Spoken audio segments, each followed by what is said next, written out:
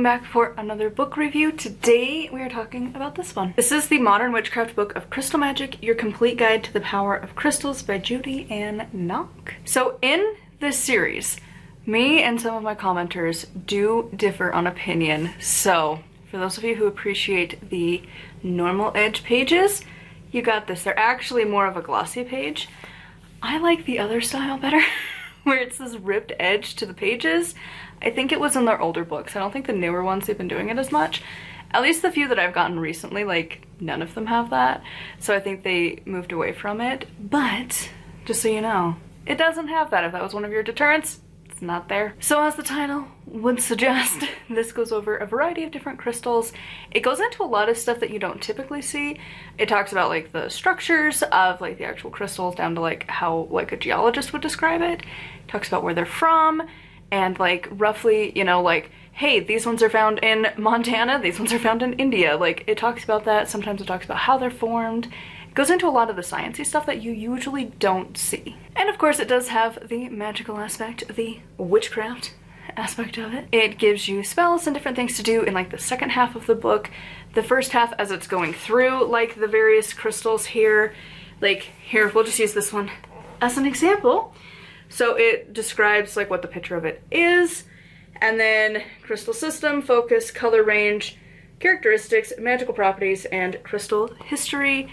It goes through quite a few different ones in alphabetical order. And then there's no conclusion, so then you just get to the sources at the end. I'm gonna be real, I debated this one for quite some time for how I would review it, because I'm really torn. I decided to give it some grace because I did really like the first half, and that's the only reason it's this high. It is a 3-star. It's in the bad category, which means it's like just a smidge above a 2, which my 2s are like, I really didn't like this, but I saved my 1 stars for the truly awful. And this, honestly, there was times it was teetering into that category. We'll get there. So the things I did like about this book. The first half, again, I really like the sciencey side of things that we don't usually see. It felt like it was just so well researched, and then it fell apart. You're like, oh my god, why? Why did you fail me, book? And so the first half, it was so good, and it was gonna be one of those that it's like, oh my god, like, every person who wants to get into crystals should totally get this. Like, I want to get this as my own reference guide. Like, this is such a good book. And then it fell apart. So first of all, we'll start with the less of the 3 evils. Apparently, the only one that we can give a warning about is essential oils on your crystals. Sure. Is that one I usually see? No. Don't think I've stumbled across something like, don't put essential oils directly onto your crystal. It will change the color. I don't know that I've stumbled across that, and if I have, I just forgot about it in the current moment. But like, sure, don't do that. Why not? Didn't know that. Don't know that I would really do that personally, but like, again, I'm writing a whole book on the thing, but I've moved into being a simple witch is what I've called it, and that's one of the things is it's like, I don't know that I would ever do that anymore. My craft, I want it to be simplified, so I would literally just grab rock, have rock. I literally have that right now. That's an ongoing spell. And it works fantastic. Works so much better than all of the complicated nonsense. So I don't think I would ever find myself putting essential oils on a rock. And even if I did, I would just assume responsibility that potentially this could cause a problem. But I was glad that there was the warning. You know, I hadn't really thought about it much, except for the fact of liquid plus rock can sometimes cause problems, which leads to the second problem. She doesn't mention that at all. There is no warning at all about putting crystals in water. Washing them with soap and water, no warnings. Don't do that. Don't do that to your selenite, it will die. There's a few others. I want to say fluorite is one as well, that it doesn't handle water particularly great, but there's quite a few that if they touch water, you might not see it like instantly disintegrate. If you had like a sugar cube, you know, and you put it in water, it's gonna immediately just like dissolve into nothing. I don't think it happens that fast, but I mean, also, if you ever have handled selenite, that breaks easy. Like, you look at it wrong and it sheds. So that's gonna go everywhere. And it's not safe in water. It will disintegrate. And I mean, it's not like one of the most expensive rocks you can buy, but it's not exactly cheap either. And I don't think you want it breaking. And so You know, not having a warning about that is bad enough, washing them. But then she tells you just put whatever crystal matches your intention in water and then whisper on the surface of the water and then drink it. Again, no warnings. And I'm no geologist, I'm no scientist, but she also mentions earlier in the book that some of these are based in, like, materials like lead. Or, you know, there could also be mercury. And let alone the chemicals used in the mining process that a little bit of Dawn dish soap isn't probably gonna fix. And to ingest that, don't do that. Oh my god, it is not that complicated. Your witchcraft is perfectly fine. You make a crystal grid around it. That's it. You stick your bottle of water and then you put the rock next to the container. You can even have it up against the outside and it'll be fine, because you know what? The water isn't going to touch rock that's going to cause an issue and could hurt you.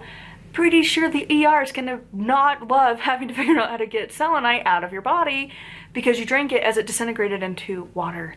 Like, I don't know what exactly it would do to you. I'm guessing maybe something like if you ate glass, but I could be wrong. But like, maybe let's not play that game. It's so stupid. You don't need to do this. Why are you doing that? No. And then she talks about the placebo effect, even more so. If you're gonna play team placebo, water on this side, rock on this side, don't cause problems at all. Not that complicated, don't do that. And as a small side note of not including warnings as well, we have the glorious no mention about sunlight either. So don't leave your beautiful, dark, glorious amethyst to soak in the sun all day.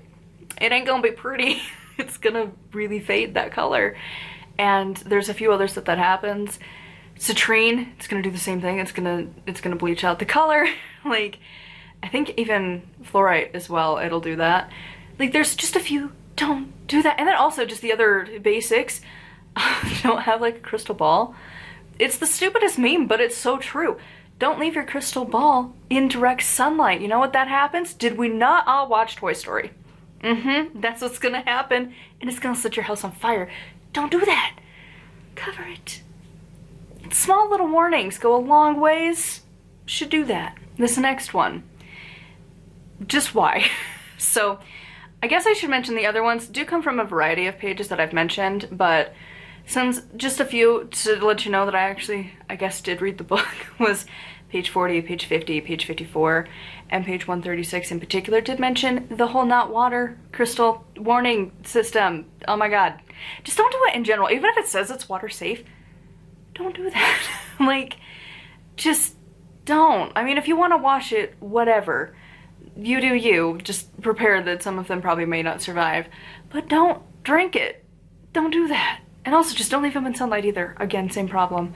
If you want to take that risk, but like, don't ingest water with rocks in it. Don't do that. Now this next one, I will read the full quote here. It's on page 137. Crystals are minerals, and your body needs minerals in order to function properly. Mineral deficiencies can lead to low energy and discomfort. Fortunately, certain necessary minerals can be absorbed through the skin. By adding crystals to a restorative mineral bath, you can create a ritual of healing that will impact your state of mind as well as your corporeal form. Don't do that. Now, first of all, I mean, no warning for the crystals going into your bath, so again, you could potentially have that being an issue, but what doctor ever is gonna be like, you are deficient in minerals, aka like your vitamins, and they're gonna tell you to get that by taking a bath with rocks. No doctor's gonna do that. Maybe a naturopath or homeopathy, the wackadoos, but like an actual real doctor, go to your local hospital real doctor, they're not gonna tell you to do that. You know what they're gonna tell you to do? Go get a freaking supplement, dude. Like, don't do that. If you are thinking that you are feeling deficient in something, go get a blood test. Go talk to your doctor. Not every deficiency can be found in a blood test. Like, I think calcium's kind of iffy to find, but like, on a whole, most of them, iron, zinc, B12, like, they can find those in your blood and confirm or deny if you actually need to be supplementing. And like, soaking in water is not gonna do that. And this is a new low, you know? It's giving goop, if we're being honest, you know? Like, if it was a goop line to be like, are you feeling deficient in energy? Here is a $75 rock to place in your bathtub, and you will absorb the minerals in your skin. Don't do that. Go see your doctor. Like, that's the thing that irks me the most with witchcraft. And it's one of those things at the end of the day, like, you gotta remember that, like, at most your magic should just sway things in your favor, and it's a coinky-dink. like the way I love to look at it is, and if you're not a nerd, you might not know what I'm talking about, but in Baldur's Gate 3, my current favorite game of life, I think of magic as when you are, like, doing a dice roll, and you can add the bonus things, and it's like you can have, like, a modifier for, like, if you have Shadowheart, she can give you guidance. And, like, I'm playing a bard right now, so I can have, like, bardic inspiration or jack of all trades or whatever, and it adds little bonus points so that, like, you need to have, like, a 15 to hit the roll, and then guidance gives you, like, +3, and bardic inspiration gives you, like, +2, and then you finally hit the number that you need or not. That little bar of getting the extras to your rolls, that's what magic is. That's what our spells do. Don't do spells and soak in rock water to get minerals you need. Go see an actual doctor.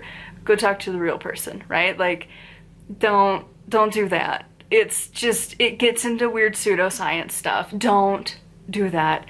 Go see a doctor. Go actually check and make sure. With a real licensed professional, not a naturopath, not a freaking chiropractor, like a real doctor. MD, works at a hospital.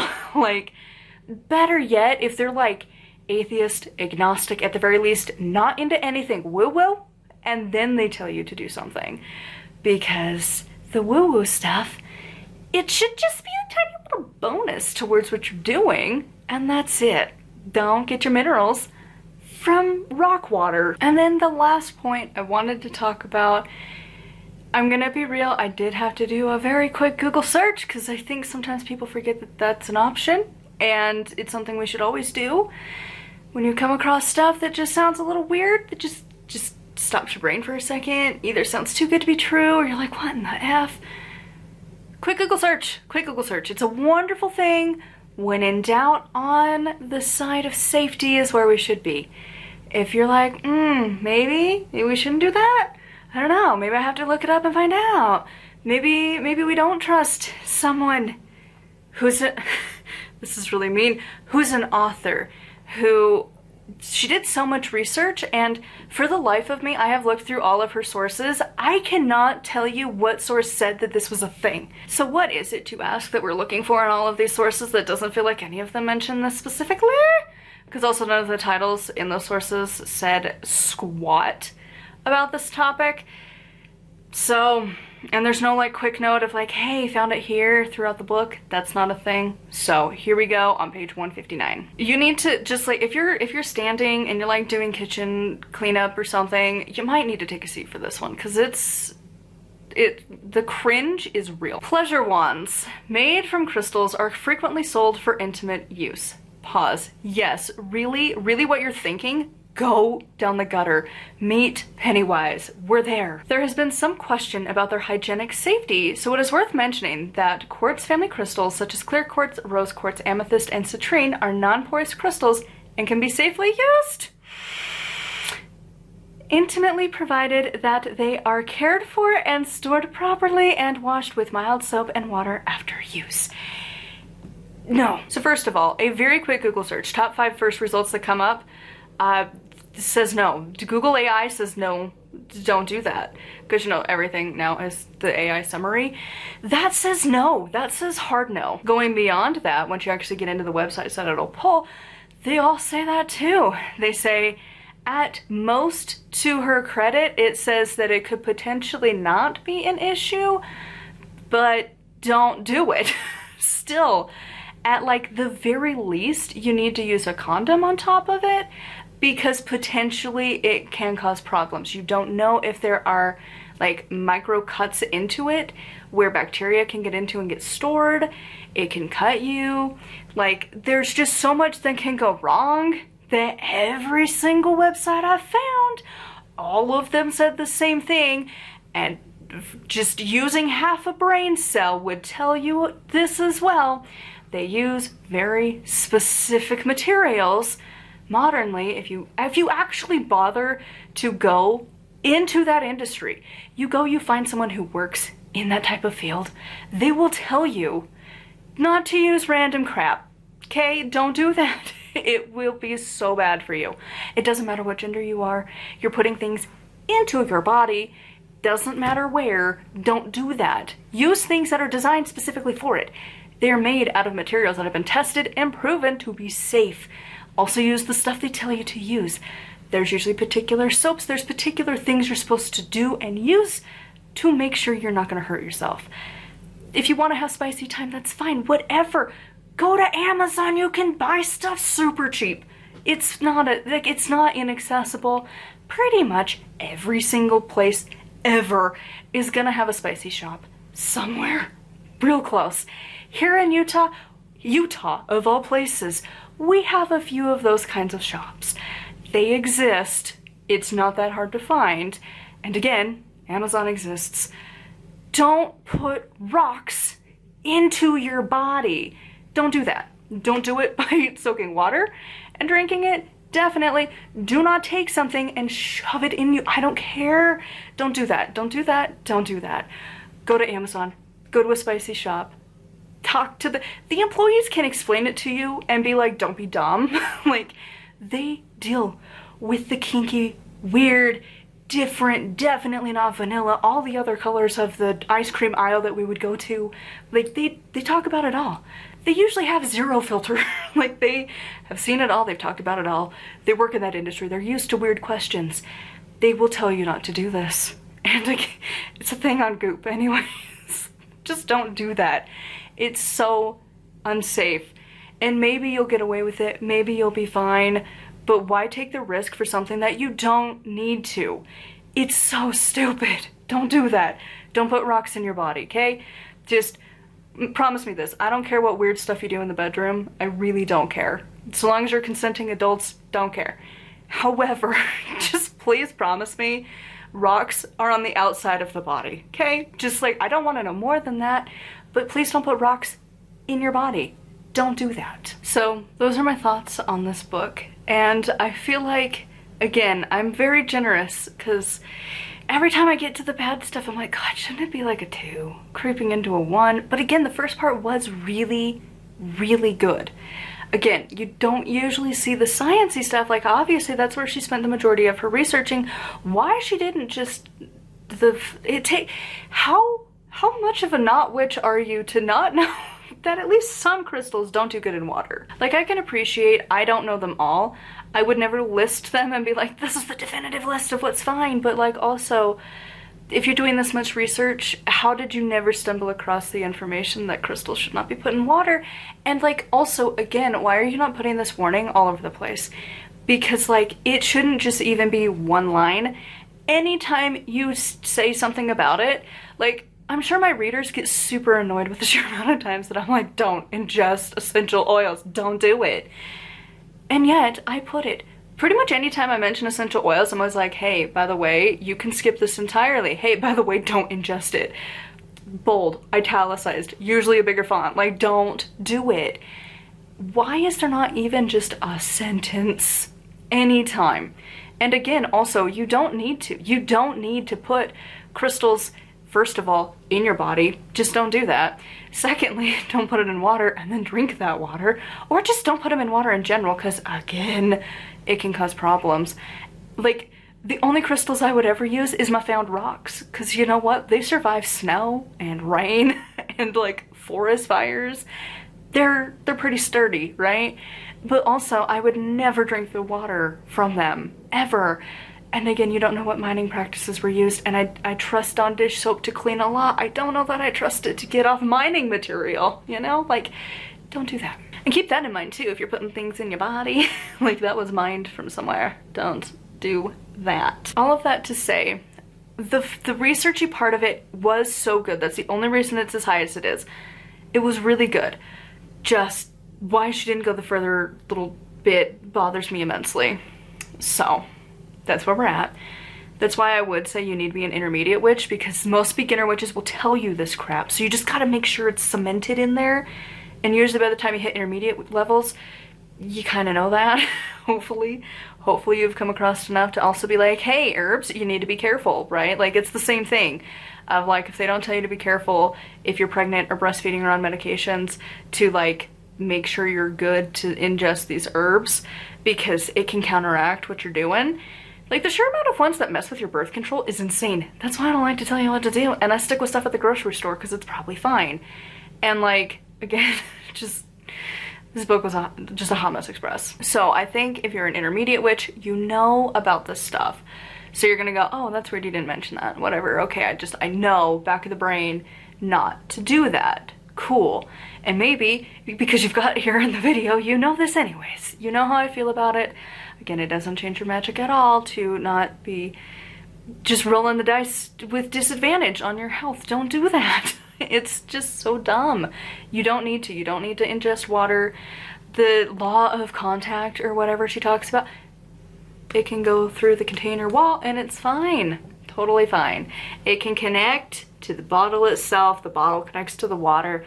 Voila. Anyways, so you need to be an intermediate witch, and then also if you're interested in crystals, but again, I feel like you need to have some level of knowledge on crystals before you pick this up. Just no, don't ever put water and crystals together, and definitely don't put them inside of your body.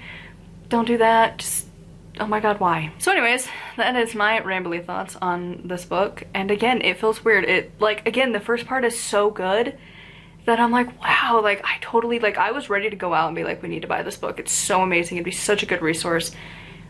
And then the second half hits, and you're like, oh my god.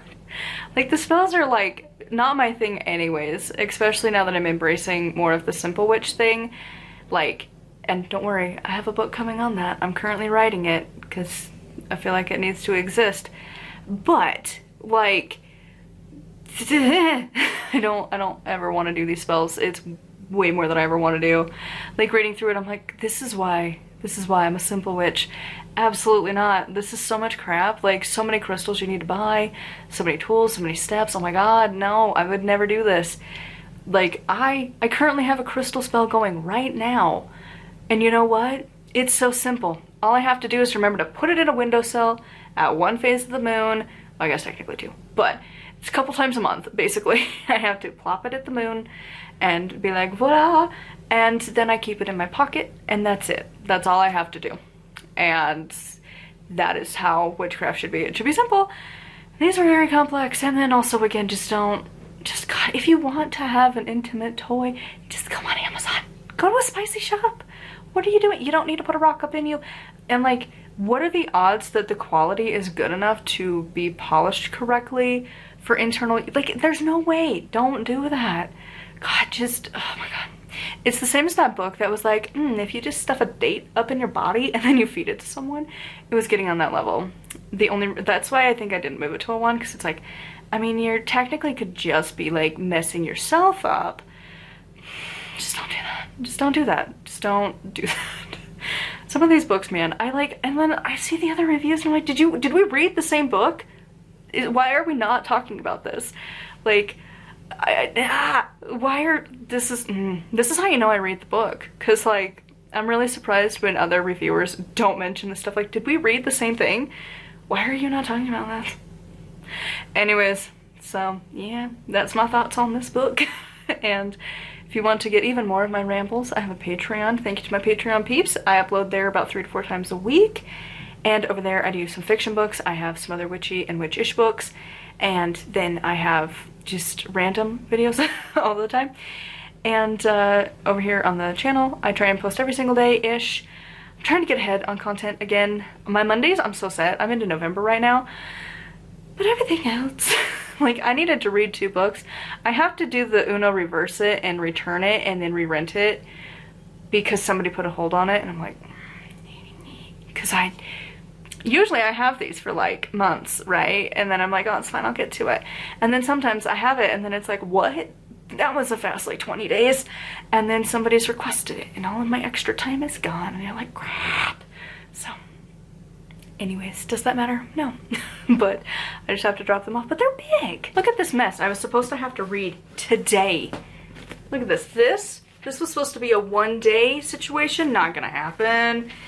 And also, because it also got that same problem, this one, not small books. These are dedicated days in and of themselves. This thing could have been a double book day.